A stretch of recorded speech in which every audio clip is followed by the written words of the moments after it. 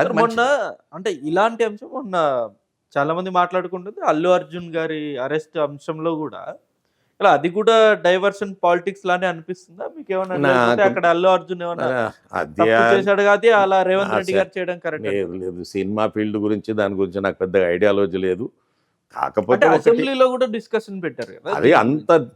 అది అంత అవసరం ఉన్నదా? అయితే అల్లు అర్జున్ గారు పోయేటప్పుడు తగిన జాగ్రత్తలు తీసుకొని పోయి ఉండాల్సింది. That's okay.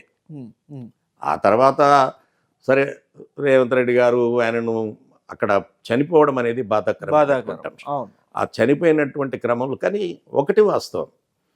అవతల ఒక వ్యక్తి చనిపోతే వాడిని ఎవడు పలకరించేటోడు లేడు కానీ అరెస్ట్ చేయగానే ఒక 100 మంది సెలబ్రిటీస్ అంతా ఆయన ఇంటికి పోవడం అనేది బాధాకరం. నాలాంటి సామాన్యుడు బాధ అనిపిస్తుంది. ఉమ్, ఇప్పుడు అక్కడ ఒక లేడీ చనిపోయింది. చనిపోయి అంత బాధాకరమైన బాబు అంశం. హాస్పిటల్ బాబు హాస్పిటల్ ఉన్నాడు.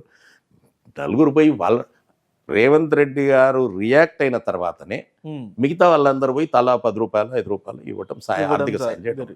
ఆ పని ముందు ఎందుకు చేయలేదు? చేయాల్సింది కదా. కాబట్టి ఇందులో ప్రభుత్వము దాని పని చేసింది.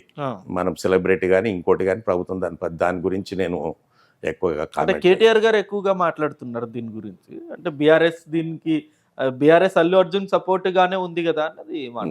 ఏమో నాకైతే ఇప్పటిదాకా కానీ ఆ సినిమా స్టార్ల సపోర్టింగ్ మాకు ఎప్పుడు దొరకలే పెద్దగా చెప్పుకోదగ్గట్టు. అట్లయితే మా ఎలక్షన్లో తిరిగేటోళ్ళు కదా, అక్కడనో ఇక్కడనో ఏదో గల్లీలా అంటే ఏం లేదు. నాకు తెలియదు ఇక ఆ అంశం గురించి అయితే నాకు ఐడియా లేదు.